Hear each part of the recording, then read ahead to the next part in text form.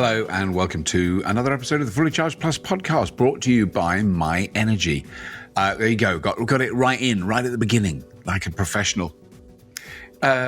This week's episode is great. I'll tell you straight away who it is. It's Chelsea Sexton. She is now, I've known Chelsea for many years.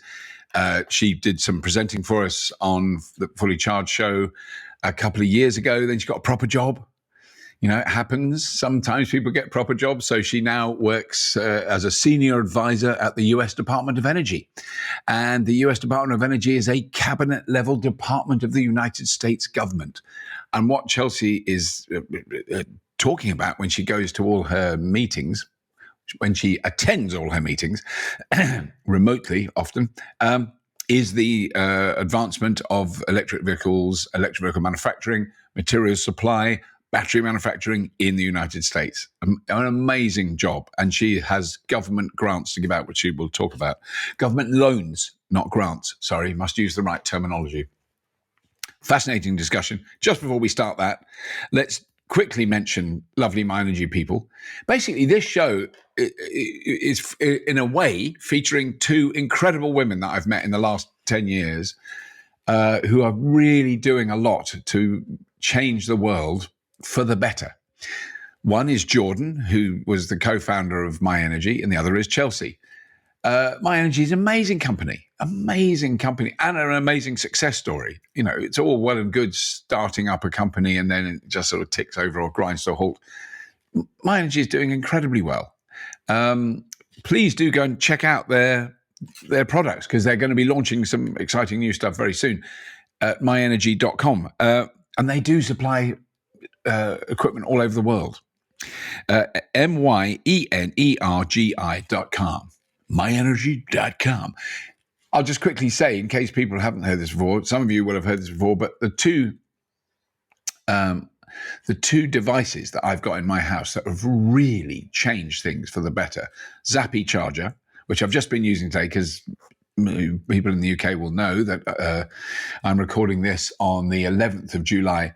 It's been quite sunny, to say the least. It's been a very, very hot and sunny day. It's been beautiful. I've generated over 68 kilowatt hours of electricity from the panels. And about 60 of that has gone into the Hyundai Kona. About 10 went into that, and about 50 went into the Tesla. The Tesla was very low and is now nearly full. That is just from solar. I mean, it is an incredible. The fact that that's possible still blows me away on days like this, that I've added, 220 miles of range for nothing. There's no other way of saying it. It's nothing. It didn't cost anything. I wasn't waiting for it. I wasn't paying for it. It just happened while I was doing other things, including recording this podcast. And the Zappy charger makes that so super easy. It just takes all the electricity that would otherwise go into the grid that we're not using in the house, and it puts it in the car. Simple as ABC. I'm just now going to stop it charging because it has stopped, which is fine. It stopped itself. I didn't want it to drain the battery, and I can't remember how I just set up the charging. So that's my fault. That's nothing to do with Zappy. Just undermined the whole gist of my advert here, because I mucked around with it and I unplugged it to move the car, and then I plugged it back in, and I didn't set it to Eco++, which is when it just takes stuff off the roof. But now there isn't very much sun because it's later in the evening. And anyway, what am I waffling about? It's a brilliant bit of technology. Have a look at it. The Zappy charger, and then the Eddy is the other thing. So the Zappy does the car, the Eddy does the house. Basically the same thing. Takes all the solar energy that it can, puts it around the house, the oven, the cooker, the central heating boiler, which I'm not using at the moment, and the hot water.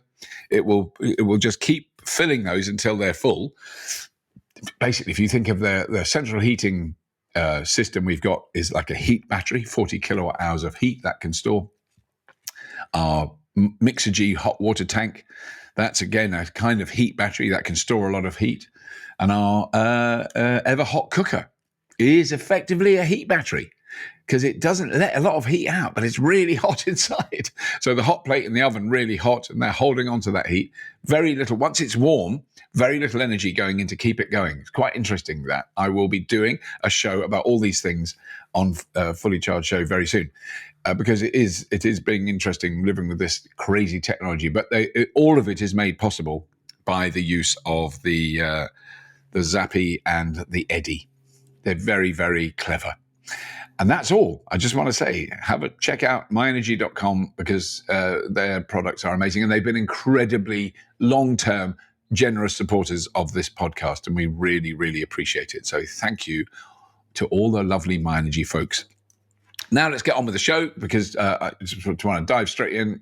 Talking to Chelsea is always a joy. She will be appearing on we now know 4 panels at the Fully Charged Show live San Diego conference on the 10th and 11th of September of 2022 at the San Diego Conference Center. We're really looking forward to it. It's going to be really exciting. Aptera, as Chelsea mentions, Aptera, the amazing car company in California, are going to be bigly on display there, along with a lot of other things. It's not just Aptera, but we're really thrilled that they've signed up and they're going to be there big time. Really exciting kind of revolution in cars.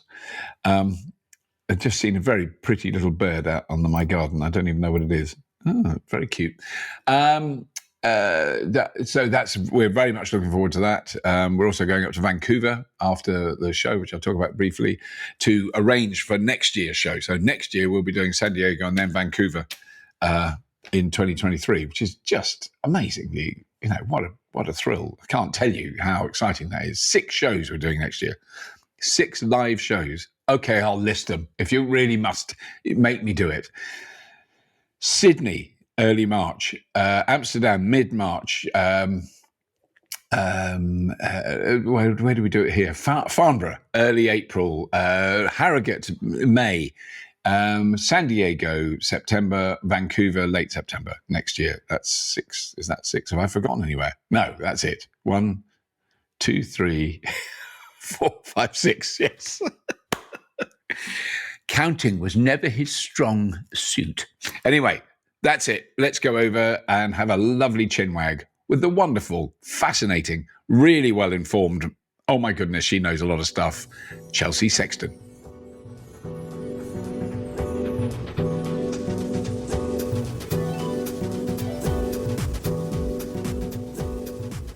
Chelsea, it is a delight to see you. It's a lovely thank you. A sunny afternoon for me here in the UK, which is very unusual. Very high temperatures. It's like a Californian spring day, and everything's. Yes. And in the UK, that means everything's breaking. It's all not working, and the trains are off the lines, and everything's melting.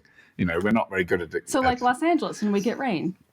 It is. That's it. That's the analogy. Yes, I do remember driving on a freeway after a heavy rainstorm in Los Angeles going, why is everyone going all over the road sideways? What's going on? Can you just do a quick restatement of what you did do, what you do now, and what you're going to be doing? Because I haven't explained any of that in the introduction. So, yes, I don't think any of us have. So obviously I was doing a million things previously, one of which was working with Fully Charged. Yeah. And then last spring, I ended up getting recruited to work with the U.S. Department of Energy. Right. So I started that last May, which is why the last time we talked, it was not quite. You hadn't actually started. That's right. Yeah, you hadn't actually started then. Right. So now you've been doing it for over a year. Yes. Yeah, and specifically I'm working with the Loan Programs Office, which has a couple of large loan programs, but is best known in our world for having made loans to Tesla and to Nissan to make a bunch of electric cars. Right. And we still have many billions of dollars left to help deploy to build many more EVs and their relative components and things. So it's after years and years of trying to sort of get one consumer at a time into EVs, I'm in the position of helping with very, very large loans, which is a very fun thing for somebody like me to do. Yeah, that's extraordinary. So you must be, I just have this vision of you in like high-powered meetings, sitting around big tables with lots of people, and they're all waiting on your every word. But it's probably more complex and less glamorous in some ways than that in reality. I don't know. All of that, yeah, it's very, very much less glamorous, but equally exciting. And the nerdiness is exactly what you'd imagined, ranging from how do we process critical minerals and get lithium out of salty brine to building cars and everything in between. Right. So the sheer variety alone is very much up my alley. Because, I'm intrigued to know, so you have been investing in things like the charging infrastructure, the charging network, or have you? Have you been pushing that in the US? Well, the administration definitely has. I mean, there's $7.5 billion in grants going towards charging, which is outside of the office I work with. I see. So that's not our other program. No, I mean, we all get yanked into lots of things, but officially, no, it's definitely not within our office, and it's being deployed through the states in a relatively formulaic way for the first $5 billion. So largely through the Department of Transportation versus Energy, although there's some crossover. And then one of our loan programs could actually help finance remaining charging infrastructure, or that which doesn't get covered by the current allocation, because the needs are much larger than that $7.5 billion. But primarily in the EV world, what we help do is finance large manufacturing plants for vehicles and their components and their critical minerals and things like that. So the first conditional commitment, the loan hasn't closed yet, that was announced as for the processing of graphite, actually, because graphite is the primary anode in all EV batteries today. So that's an example of some of the facilitation we're trying to do. And is that something that can be relatively easily manufactured in the United States in regards to raw materials? I mean, you've got the materials are fairly abundant for graphite, I'm guessing. It depends on the material, yes. Some are more abundant in the U.S. than others. And obviously, it depends on where you're getting some of the raw materials, mining versus recycling. There's a lot of certain tension, obviously, on that front. But also a fair amount of mineral reserves exist outside of the U.S., but would end up being processed here. Right. Because that's the one that I'm sort of now considering in the sort of as the years pass. And for example, in this country, the number of electric vehicles you see on the road now is it's so extraordinarily rapid an increase. And I think it will stop for a while now, because I know is people who are waiting to get cars, including me. I'm now way past the end of a lease on a car, and I'm waiting for another car, and I'm going to wait for a long time. It's kind of, but that's going to happen. But that said, it's really noticeable in this country how the vast increase in, and I'm assuming that they're saying, well, certainly I know it is in California, but I'm assuming, is it across the whole country? Is it? Presumably there's bits where it's less. It's starting to tick up. Yeah, I mean, nationwide, we're still pretty far behind. And I just came back from EVS in Oslo. So of course, that's my more recent benchmark, where we're all used to going there and being ashamed of what we're doing at home. In a lot of ways. But no, I mean, it's starting to tick up. But the supply chain issues are everywhere. The people waiting for the EVs is everywhere. And of course, every year brings its own technological darlings and the ones that are lusted after the most. And so those become the hardest to get right now. So here it's very much the Hyundai Ioniq 5 and Kia EV6 are the ones that for the most part people are clamoring for. Right. But, the Mach-E and Tesla and all the others remain popular. And so there's a certain amount of that sort of gamesmanship of what can I get, what still qualifies for our U.S. tax credit, et cetera. Right. So fill me in on that though. So if you're a person wanting to buy a car in the United States, can you get you get a reduction on the? Do you still get that reduction on the purchase price, or? Yeah, the $7,500 tax credit that's been there for a dozen years or so now still exists, but each automaker was given an allocation of 200,000 credits. Right. So Tesla's run out, GM has run out, Nissan, Toyota has just hit their 200,000 this quarter. So for those that are running out, it'll phase out over the next 6 months, 9 months or so. But there are certain automakers, because they're just getting going, they have lots of credits left, and those obviously are among the more compelling options right now. In addition to the fact that they're making much better cars now. Yeah. So there's a lot more to love about the cars themselves, regardless of whether or not you can get the particular tax credit. But I mean, would that tax credit also apply to vehicles made outside the USA, or is that very specifically for homegrown vehicles? No, they can be made outside the U.S. Right. And in fact, when the tax credit first started, all Leafs were being imported from Japan before domestic manufacturing really started. So that part is fine as long as they're obviously certified to be sold here. Foreign companies are eligible. Right. And that presumably that's made, well, we know it has made a big difference, but I mean, it's going to be, I'm sure people have analysed it, but has there been a noticeable, measurable drop in sales, for example, with the Teslas when that finished? But it would have run out with them quite some time ago. That's not a recent change for Tesla. It ran out a long time ago. And same thing with Chevrolet. They ran out a couple of years ago as well. I mean, I would say that it's hard to measure some of these things in a vacuum. For the most part, people that were buying cars were happy to take the credit, but they were going to get the cars anyway. So there's already an argument about how much the credit moved the market, especially in the early days with the very earliest adopters who were, waiting for anything they could get their hands on. More recently, it's hard to assign sales differences completely to the tax credit versus just introductions of other compelling vehicles. Right. So sales would have shifted among brands anyway, based on, oh my God, now you can get an electric pickup truck that you couldn't get 3 years ago, and even the Hyundai or the Kia or something that provides super fast charging that people are excited about, and different form factors, and all of the variety that we're so used to in gas cars and that we've been waiting for EVs is just starting to come. That's inevitably going to shift folks that at least want to try something new. It may not be an opinion on their prior EV, but they want to try the newer one or the bigger one or the different one or whatever the case is. And maybe they'll shift back or maybe they won't. But all of it's good for the market as we look to grow it. Yeah, because that's it. I mean, the other thing is, because I don't know how well developed that is in the United States, but the second-hand market is just beginning to be big enough in this country for there to be one. I mean, before, you might have known someone down the road who knew Billy, who knew Terry, who knew Phil, who had an old Leaf.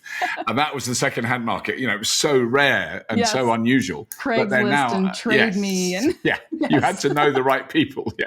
But I mean, that is now because there's enough cars for that system to start working through. Because I mean, it's a thing I've only realized probably in the last couple of years that I never bought a new car. I mean, it wouldn't have occurred. I didn't even know people who bought new cars until electric cars came along. And in fact, I think my first new car that I bought for money was a Prius. And I was in my 50s by then, so it's not and so people say, I'd love an electric car, but I can't afford it. And I go, well, no, because they're still mostly new. You're mostly buying a new car or leasing a new car until there is a big second-hand market. But is that happening in the USA? So that's very regional. Obviously, there's a much more robust secondhand market in California, which has 1 million cars on the road versus, Kansas or much of the country where there's been very little available new, let alone used. And there's some shipping back and forth of different used cars. But at the same time, that invites other complex discussions around how do you let people judge the condition of a battery in a used EV? The California Air Resources Board is starting to explore putting some of that consumer protection stuff in the ZEV mandate to begin with, the Advanced Clean Cars program, and starting to say, hey, maybe we need to require that all EVs have a gauge on the dashboard or in the center screen menu where on any EV, anybody can go look and see what the condition of that battery is without having to have a special tool or go hire a technician or whatever the case is. And so we're sort of excited about the used EV market, but also want to make sure that we're approaching it in a thoughtful way that helps overall consumers adopt and doesn't end up penalizing those not able to afford a new one. And it's usually the same communities that get impacted over and over and over again by predatory lending, by maybe not the highest quality EVs, from lack of charging infrastructure. It's just, thing after thing after thing. And so as we have more of an equity conversation and a disadvantaged community conversation and getting EVs beyond the domain real and perceived of middle-aged white guys with money, which is essentially what it has been in this country all this time. Some middle-aged white women, I just want to say there's one or two, I've met them. There's one or too, yes, but certainly the sort of EVs for the wealthy perception, and it has largely been true given the availability of EVs and who's been buying them. We want to get beyond that basic community to EVs for everyone, including non-cars. Yes, more bikes, more transit, more replacing all fossil fuels with electrons across the transportation gamut, and therefore having to be much more thoughtful about shifting the conversation ourselves, because we so easily default to electric cars. No, we need to talk about bikes and scooters and goods movement and everything else. No, I mean, I'm trying to teach myself to use the term electric transport or electric vehicles rather than electric cars, because people say to me, aren't you that electric car guy? And I go, no, I'm not. I'm that electric transport guy. And then they look at you like you're such a... But I think it's important. You're absolutely right. And it's becoming increasingly important, I think, because of the way cities are operating and the way cities are going in Europe, certainly. It's kind of cities and cars, really quite a bad mixture, as we've learned. And I mean, I think it's less of a really difficult topic in the United States because many of your cities have been built post-car, if you like, haven't they? Whereas you go into a little town in Italy, you can't drive in it. It's nothing to do with the regulations. You can't get a car through the gate. Yeah, it's not feasible. It's a medieval. Right. Yeah. Well, so I mean, you have more human-scaled planning there, but yes, we as the car people have to make more of an effort, I think, to meet others in the middle. We have such a circular firing squad and a siloed group of advocates between the at least in the U.S., the housing folks and the urbanist folks versus the transport folks and the perceived electric car people, many of whom are all about their Teslas, to be fair, but those of us that are true advocates for electric transportation are sort of constantly beating against that perception of like, no, I'd love to have a conversation about getting cars out of cities and more electric bikes and buses and things like that. I'm all for it. So we have to figure out how to break down some of those silos in order to progress that conversation forward. And one of the interesting things in the pandemic is the number, even of American cities, maybe especially American cities, because we don't normally go this way, of having had the experience of slow streets for the first time, car-free streets. And maybe it's just a few blocks here and there to provide outdoor dining, but all of a sudden people who 2 years ago, 3 years ago would have said, oh, hell no, don't you dare shut down even one block of my entitlement to parking to create, this sort of outdoor dining or walking experience. And now those are the same people going, oh, we got to keep this. Oh, we can't be going back. And what we've always known for EVs is the best way to get someone out of a gasoline car is to give them an opportunity to try EVs, butts in seats, riding drives. We've done this for 25 years. We have to start getting better at the equivalent experiences for things that are not cars. For walking, for transit, for biking, for whatever, implementing proper infrastructure, but also just giving people low pressure ways to try those things. Because as we saw with the slower streets kind of a dynamic, once people get a chance to try it where it's not being forced through shame or guilt or something, because we can be terrible at that in our own way, then they want to keep it. But until they have that chance to try it, they're stuck with, at least, mentally in what they're used to. Yeah. And I mean, it is that really sad thing, in a way, the sort of savage history that we have. And the same thing did happen in this country, I've sort of discovered since, is the fact that where you are, Los Angeles, was effective. It wasn't built around the car, it was built around the tram. Right. And I mean, I always tell young people, watch some silent movies on YouTube, and what you'll see is Buster Keaton in a car driving in front of a tram. Well, that was right in the middle of Los Angeles, this fantastic tram network, electric, clean, popular, profitable. And it did exist. And now we're trying so hard to build that out again. I mean, it was a savage history. And because I remember on my very first visit to Los Angeles in the 1980s, I explored the city on a bicycle, which was challenging, to say the least. But there was a time I crossed, and I think it was Wilshire Boulevard. It was one of the boulevards, and I was pushing my bicycle across to go to a coffee store, and I didn't want to get told off for jaywalking or whatever. But in the middle of the road, there were flowers in like flower boxes. There were planters with flowers in. But in between the planters, I could see railway lines or tram tracks. They were still there then. I don't know if they are now. And I went, that is extraordinary, that bit of history that just leaked through. And that would have had there's little touch points here and there. Yeah. We've done our level best to kill it all, to hide it. But the same thing happened here. I mean, there were so many cities in the UK with a tram network that's now all gone.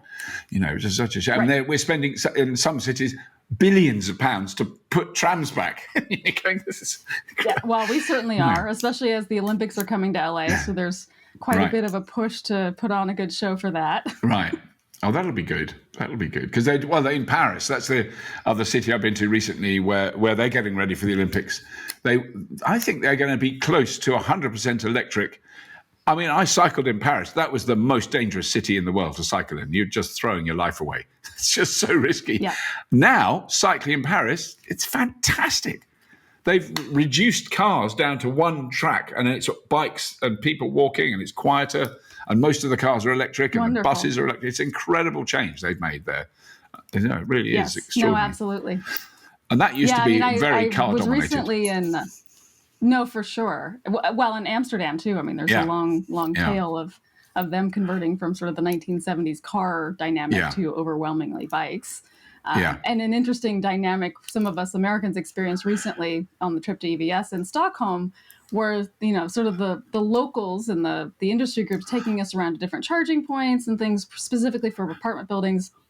And of course, there were lots of urban planner types from the U.S. there, and they said, well, how did you deal with the sort of the community engagement, and what did they think of this when you shifted their parking from gas to electric? And they went, we just didn't ask them. We just decided the way forward and did it. Which is unthinkable here because you have to have 3 years worth of hearings and community meetings and letting all the NIMBY folks get their voice in versus just deciding a path forward and then letting people experience it. And all of a sudden it's better and then they want to keep it. Wow. Yes, I can't imagine that happening here. It wouldn't happen here either. That's obviously very Swedish. Apparently, yes. Yeah. It's like, I know it's the same in China from talking to Elliot in China, when they make a transition from one, like they did in Shenzhen. I mean, that was such a great story. It was 18,000 diesel buses taken off the road and replaced with electric in one day. See, don't muck about. And when China does it doesn't surprise anybody. But more examples and more cross-pollination Sweden, I'm more of these surprised, lessons learned from other areas. Yeah, exactly. Wow. Well, that's because I didn't go this year. I was very, because I've been in numerous times in the past, but I didn't go this year. But it sounded like it was good. Norway. Also, it was great. It was, in part, it was one of the, first times anyone had seen each other. Yes, exactly. There was a lot of like, oh my God, that's what you look like in 3D again, as you'd imagine. Yeah. No, it is bizarre. It is nice. I'm enjoying it. Yeah, I've now been to 2 parties this year. Ooh. Yeah, just crazy, just mixing with people. But You're a borderline millennial. I know. So not. I'm such a boomer. But I want to know then. So, because I've heard fairly recently. I was reading stories of people who have used the public charging network and how much better it is now. But then there's still those gaps that just drive. Because I just think, well, Chelsea's sorted that. She's got that all sorted out. And I don't necessarily mean you alone, your team. But, that is still, that I think now in this country is seen as the biggest challenge. It's the cost of the vehicles and the charging network. And actually, the charging network in this country is amazing. It's improved so rapidly and so quickly. But the public perception is still, there's nowhere to charge. And I guess the public perception, absolutely. Yeah. I mean, and that it absolutely ranks higher psychologically than it is rationally. Certainly there are plenty of areas, especially in the U.S., as big as it is, that are charging deserts and need more charging. And, there's that whole psychology of what do I do if I want to drive cross country, even though no one ever does. Yeah. So for psychological reasons alone, we at least need a basic network for that proverbial road trip. Although I have argued for 25 years that we also need better signage, that a lot of it is not just putting in the hardware that people are rarely going to use. It's simply making what's out there more visible because people who don't yet have electric cars don't have the apps to find chargers. They're looking for signage on the highway. that says there's an electric charging station here. And they think, oh, okay, well then I could feasibly get an electric car and be able to charge. All the drivers have apps, but we forget to put in the physical signage and make those chargers more visible. And the reality is they all look a little bit different. If we can drive past a petrol station, doesn't matter what brand it is, it looks like a petrol station. You know what it is. Yeah. That doesn't generally exist for chargers. So everyone thinks, oh, is that box in the random parking lot? Am I supposed to fill my tires with that? What am I supposed to do with that? Yeah. So there's a lot of that kind of pragmatic work to be done that isn't necessarily as expensive as building out charging, but is equally, if not more important.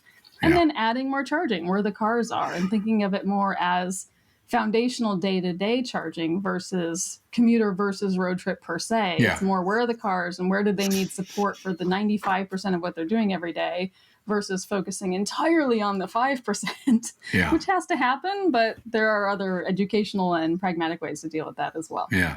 And it's also the same basic dynamic here. Yeah. And then what is here, the charging is not particularly reliable, or at least is not reliable enough. Yeah. And so we have to get much better at it actually working when people show up to use it. Yeah. Yeah.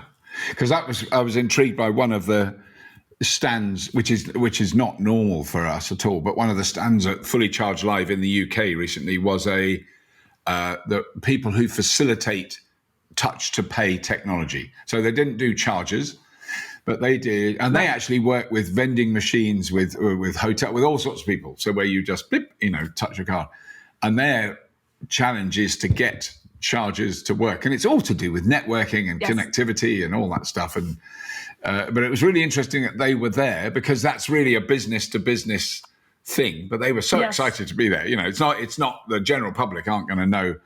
But as soon as you see that, you go, "Oh, I'm really glad that they're quite angry about this and they're determined to solve it." That you can. And I mean, it is now. I don't know if that's the same in the US, but here it is now a legal requirement. If you're putting in a new rapid charger, it has to have functioning touch to pay. It's part of the deal. So at least they're building that in from the get-go. Yeah, we're wrestling. I mean, we are behind much of the world on touch to pay in general. Yes, well, that's true. We've required swipe machines. Yeah. And the swipes are the problem in a lot of ways. So they have been historically unreliable and much of the challenge. Most of the policy is written as you have to have X number of ways to authenticate. Yeah. So in California, we're up to like 3.5 ways. So you have to have something that enables a credit card, historically a swipe, but they're exploring touch. You have to have an 800 number. You have to have an app or a fob. You might have plug and charge is obviously coming. So the idea is not to pick any single thing that's going to work for everybody because disadvantaged communities don't necessarily have credit cards and smartphones and on and on. But to have enough redundancy that everyone can use something. Yeah. No, it's very important. But actually, so then your actual area isn't that. I don't want to talk about charging anymore. Let's move on. Well, I'm still an advocate that's opinionated. Yes, that's true. And, okay. I mean, obviously I'm not here speaking as DOE. I'm here speaking as Chelsea. So. Yes. I'm sorry. Yes, you're allowed to speak as Chelsea for a short time. Why, thank you. But no, I mean, I'm very interested in it is basically the torrent of news we're having here, which is all about the material shortage, part shortage. Electric cars are expensive. There isn't enough material to make all the batteries. If we've all got batteries, the grid, all those arguments that you and I have been party to for at least 10 years, if not longer. Yes. And they haven't really changed. But then every now and then I'll hear someone from a minerals extraction company going, "Oh, it's quite a challenge. It's not like we're going to not be able to do it, but my goodness, we need a lot of stuff." Train loads. We do need a lot of stuff. Yes. and then the recycling part of it as well. But I mean, is that so? I'm just intrigued. Have you talked to battery recycling companies about increasing that capacity? I feel like I've talked to just about everybody about everything. Right. Lately. But no, I mean, I think the recycling part is exciting. I mean, I keep going back and forth with a lot of the experts about how soon can that comprise enough of the critical mineral pipeline that's needed for cars. And the answer is not enough, not soon enough, but all the more reason that has to start today to build that capacity. but at the same time have to keep moving forward with some of the more traditional methods. And yet, mining versus brine extraction, and I mean, it depends on the mineral you're talking about, but there's nothing that everybody wants to have in their backyard. No. I mean, the whole NIMBY dynamic remains, whether you're talking about a refinery or a recycling plant, to varying degrees, obviously. So getting people past that and figuring out that balance of, we want to move towards the futuristic, less impactful stuff, but we also have to deal with today's needs and growing just general capacity to get to the cleaner transportation and buildings and everything else that we're looking for. We have to start now and we have to worry about the perfect versus good. It's always that same kind of dynamic. It's how do we do the most good with the least bad? Yeah. And I mean, I'm trying to think now, because I've sort of followed so many different stories. So I know a lot about, there's some big grid batteries in California. I know about that. I know about the new Texas Tesla factory, because that was just down the road from where I last saw you, in Austin. And but I don't know over there. So, I mean, obviously there's the other car companies that I'm hoping, my fingers are crossed, Rivian, Lucid in particular, please be successful. Yes, we're all crossing our fingers for everybody. Yes. Aptera, but I think automakers are starting to drive more of this. Aptera is going to be at fully charged. They are. I'm very thrilled about that. Well, Jack has just been driving one yesterday or the day before, so he's in California at the moment. That's fantastic. Very recent. So we'll hear more about that soon. But but I don't know. Are there like dedicated new battery factories in the USA being built, or because I mean we've got British Volt here, Northvolt in Sweden. Is there equivalents of those sort of large scale battery manufacturing? Right. Yes. Yeah. No, absolutely. I mean, there are folks like that. There are also a lot of joint ventures going on between automakers and a battery company. So Ford has made an announcement with SK.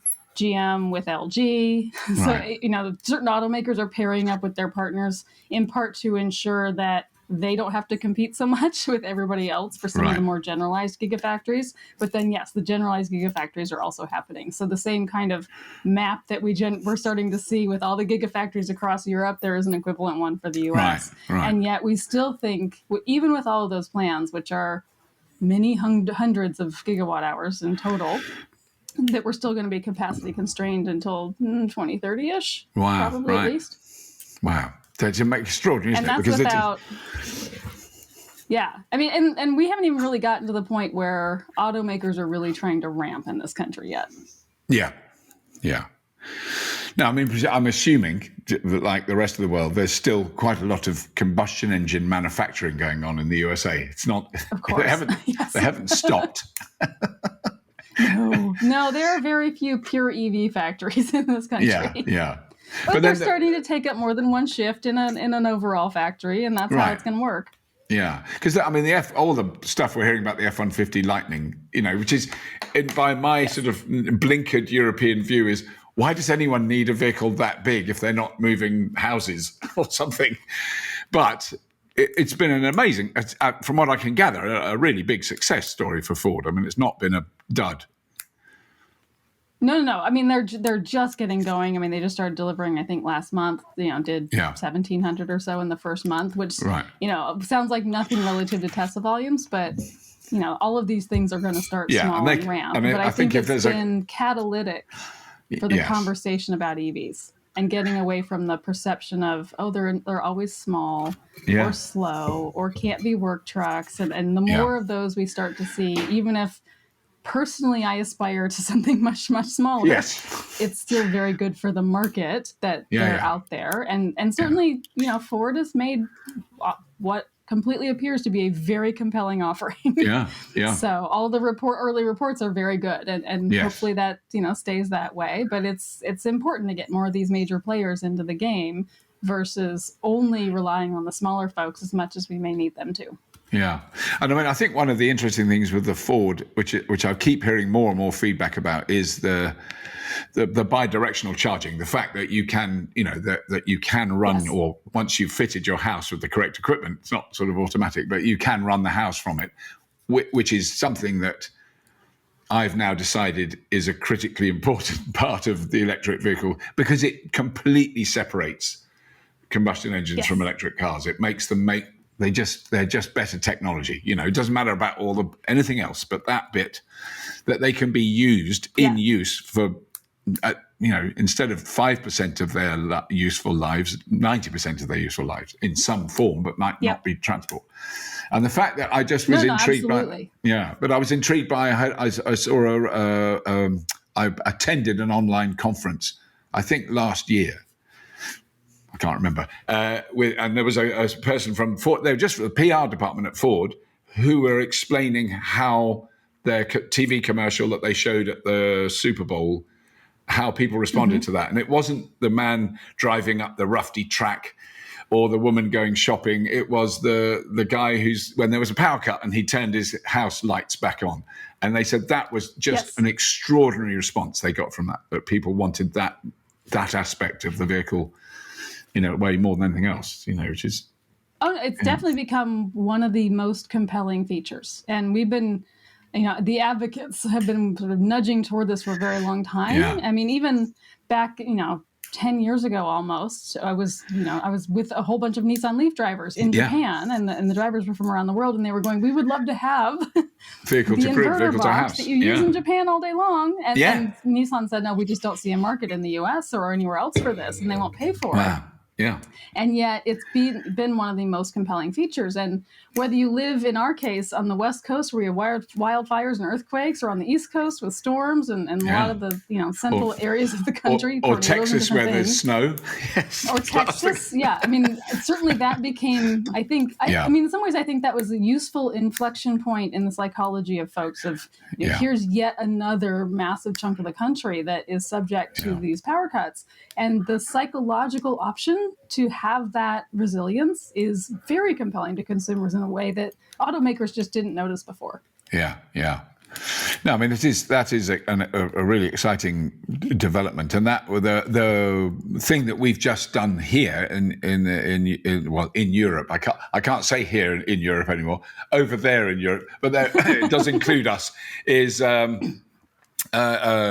standard, a cable standard. I don't know if that affects the US, but it's what I would call type 2 bi-directional charging. And there is a communications standard that all motor manufacturers, all electronics people have agreed to, and that's what we'll use, which means that type 2 bi-directional electricity is now possible in future models. It's very few cars can do it at the moment, but I don't know if you saw our episode about Utrecht, where they are doing it on a really big scale in Utrecht in the Netherlands. But that's so exciting that they're doing that. When it gets up to thousands of cars. Yeah, we have similar. Right. We have similar pilots. Ours are not nearly that big, but we're walking in that same direction. And part of it has to also be, I mean, the utilities have to get comfy. Right now they're more comfy with the idea of you just do your house and it doesn't go beyond the meter or your building or whatever. And then we have to get the automakers comfy because, of course, they have to warranty these batteries. And they're understandably worried about a bunch of extra cycles on the batteries if people are doing personal energy arbitrage, essentially. So I think we'll see gating aspects around these offerings. If you can do it this many days a year or under these conditions, some recreationally camping and whatever, and some more emergency response kind of cases. And then as data shows the batteries are not getting killed by this, they'll keep opening up that envelope until it becomes more free. And in the meantime, utilities have to also get comfy with this and start to develop rates. We have to worry about overall rate making policy in the U.S., and how we meter. I mean, there's a dynamic that in about half the country, anyone that's not a utility can't sell kilowatt hours. So all the charging networks have been selling time and access to a parking space that happens to have a charger in it. Oh, wow. Okay. And the other half of states roughly can sell by the kilowatt hour, which of course all consumers prefer. Yeah. And the reason that half of the states can do that now is that essentially there was a carve out that said if you're selling electricity for the purposes of vehicle fuel, non-utilities can sell it. Right. The question now becomes, can we reverse that model? If it's fuel coming from a vehicle, can we broaden that policy window versus having to create new rate-making policy? And there's all these weird, nerdy nuances that go into this even beyond the technical capabilities just to facilitate the policy side of it. Yeah.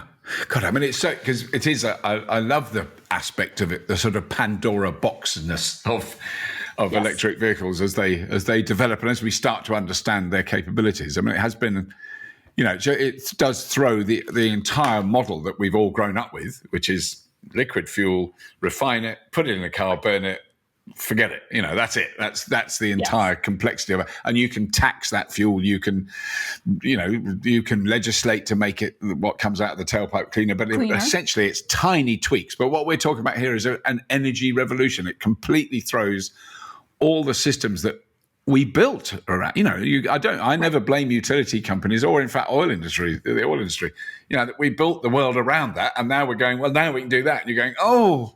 Well, we put all these wires up so you don't have to do that. It's like... do I have to? Yes, do I have to change the entire business model we built? It's a very human dynamic. Yeah. We assign personalities to companies, but those companies are composed of humans. Of people, and humans are naturally afraid of change. But it's those weird, thorny Pandora conversations that are the most interesting to old, grizzled folks like us. I think people can look at an image of me and go, old grizzled. That doesn't jump out. If you did a Google search, but I don't think you can claim to be old and grizzled, Chelsea. I think that's a little bit unfair on yourself. Oh, I'm pretty sure. But psychologically old and grizzled, yes. Oh, absolutely. But I mean, has the experience then, so your sort of first year, in effect, working for the government to promote all this, would you say that the general feeling you get is positive? That it feels like a positive move? And I mean, presumably you are getting some kickbacks from some quarters, but it's generally... No. Government people do not take kickbacks. All right. No, I don't mean kickback. That's the wrong term. I'm not talking about kickbacks like, hey, here's $500. Here's $500. Put a gas station where you were going to put a charger. No, I'm not saying that. No, I mean resistance or I don't know what you call it. Yeah, people who don't want to change. But pushbacks. But sorry. Yeah, certainly. I mean, yes, it's been an absolute fire hose of a year. I mean, it's right. The universal reaction was, oh my God, Chelsea took a real job. Because everyone's known me to have 6 jobs, not just one. So that was an interesting little perception. But that also says how compelling the opportunity would have had to be to get me to ditch 6 jobs and take one. So it's been very fun. It's been a lot of hard work, but it's really, I think, impactful and meaningful work. And we are moving the ball forward, which for somebody like me is the most important point. Like, I'm not great at sitting in a place and spinning my wheels. So if we're not actually doing something positive, why bother? And it has been all of that, and we'll keep pushing at it as long as I'm allowed to stay, and as long as we're all allowed to stay, so to speak. And then at some point, I'll end up doing something else. But to take this opportunity while we have it and try to move the needle from an entirely different angle than we have been, and there are a whole bunch of smart, thoughtful advocates that have come into these different jobs, and so there's a bit of a collective movement at the moment to apply all the lessons learned that we've done in other sectors for decades, and that I think is also really important. Yeah. I mean, that you are very suited to it, I think, because I've always been impressed, and this is way before you were doing your present job, with your sort of worldview, overarching understanding of what was going on. You've taught me a lot just by, you don't just go, you don't do the individual. I mean, you do the individual experience of where do I plug my car in and where's this electricity coming from? Absolutely. But you've always sort of pushed for an understanding of the bigger picture, and the complexities that throws up is what I love hearing from you, because it's that you get a handle on that, because I just go, oh, it's really complicated. And then just go, I'm actually but I'm on a panel on Thursday this week of quite high level, proper, clever people who did their homework when they were at school. They were like the clever ones. And I just feel I feel I've got a huge imposter syndrome on Thursday, because there's some... Oh, I can relate. I certainly know that feeling. Yeah. But one of the things that folks like you and I have always slotted in is translating geek to English. Yes, and being that's the true. grout between those tiles, between the ones that are doing a lot of that nerdy work and the implementation of that work into policy and sort of deployment. And I mean, I'm not the one doing the engineering, but I spend a lot of time talking to engineers about what consumers want and, you know, how to implement things that they're engineering. And you do exactly the same thing. I mean, translating all of that to things that regular people can understand is as, or if not potentially more important in some ways than the work itself. Because without this side of it, the work becomes the tree in the forest that fell and nobody knew. Yeah. No, it is amazing. I'm very, very thrilled. And I hope, well, so I will now. I'm coming to your neck of the woods. It's quite soon, he said. Yes, you are. Skillfully steering towards going to San Diego. So we're doing, yes, you are there. I know you're there because you're on some panels. So you're talking at Fully Charged Live. Party. Oh, good. Yes. I still think of Fully Charged as my party, sort of. Even it is your party. We're just patiently waiting for you. No, absolutely. But I'm really excited about that because I've not been in California for about 5 years. So, last time I was there, last couple of trips I've been to the US was to Texas. So I haven't been there for a long time. So I'm looking forward to it. And San Diego, from memory, I've been there for one evening in my life. I went there for dinner 35, 40 years ago. And I remember it fondly, but I don't really know the city. I would recommend staying a little longer this time. I'll stay a bit longer. But it is very exciting what we're doing there. And then, I mean, the other one, which doesn't involve you directly, but we were so thrilled about, is Vancouver. So I'm going from San Diego this year up to Vancouver, which I have been to many years ago, which is a stunning city. And we're doing a show there next year. When is it? September 2023, which is crazy. But by that time, I'll crash that party too. Yeah, no, you have to. You absolutely must come up there. But then I'm really looking forward to it because I have no idea quite what to expect. It's going to be well, I'm always the pessimistic one when it comes to our shows because I was convinced no one would come to Texas. No one's going to come. It's going to be awful. Then you got 5,000 people or something. And then we got 5,000 people and it was full. Yeah, we had to do that. And but I'm quite glad, I have to say, although I actually enjoyed my time in Austin. I thought Austin was a lovely city. But I'm quite glad. Austin is a lovely city. Yeah, but I think things have moved on a little bit in a negative way in Texas as a state. I think I can say that. You don't have to comment one way or the other. There's a couple of things there, so I'm really glad we're in California. But I'm also really intrigued to see how much it's changed since I've been there. In terms of electric vehicle uptake, charging, all those things, probably was at a very early stage last time I was there.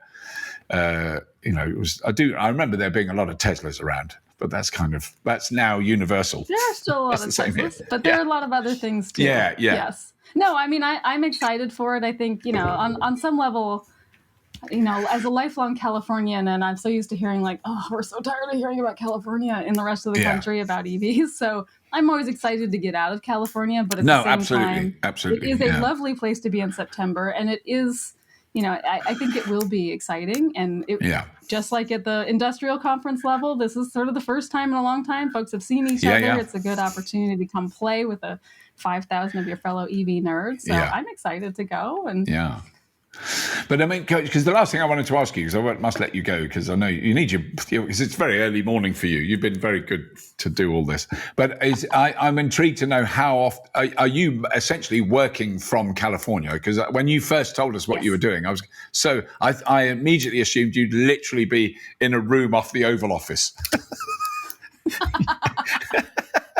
That's where Chelsea's like right next to. Glamorous.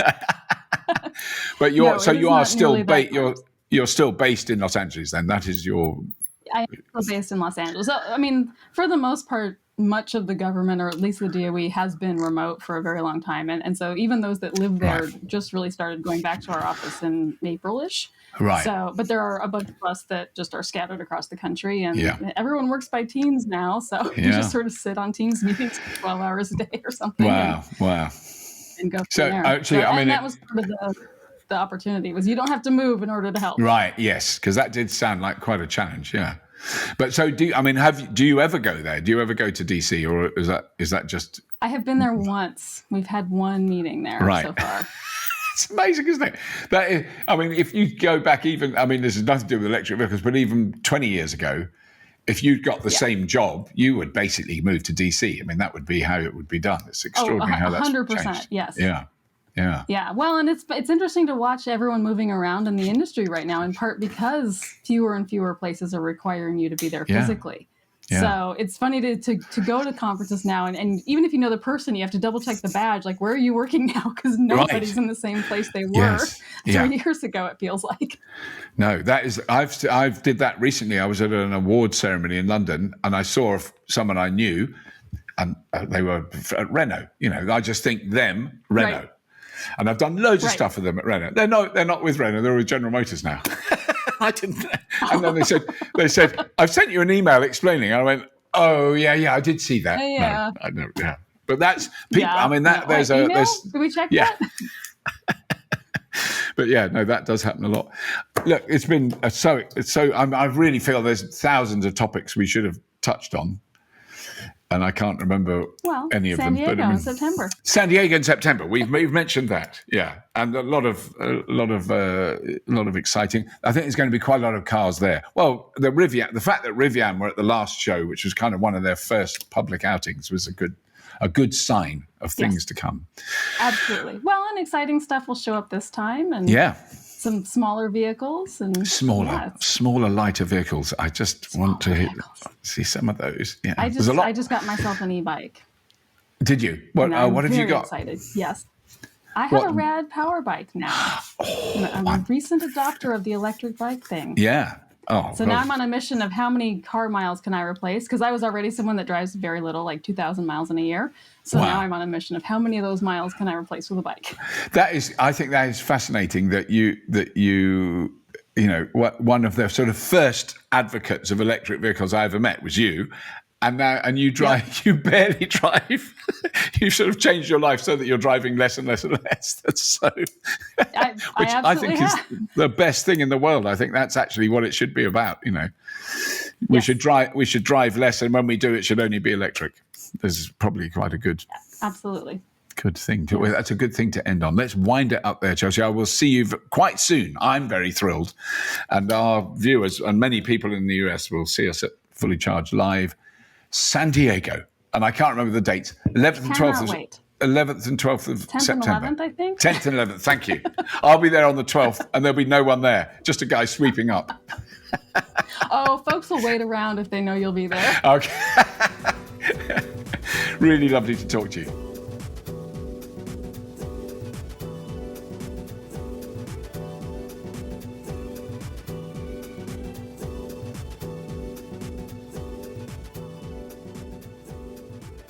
Really hope you enjoyed that. It was just a great privilege to talk to Chelsea. As always, can't wait to see her when we go over there later this year. Really looking forward to that. Please do subscribe to this very podcast and tell your friends about it, because we do get some brilliant people on here. It is wonderful. We've got some amazing ones coming up. Oh my God, I'm so excited. Quite nervous to talk to some of them because they're like proper clever. So tell your friends. If you want to look at our Patreon link, that's always in the show notes here.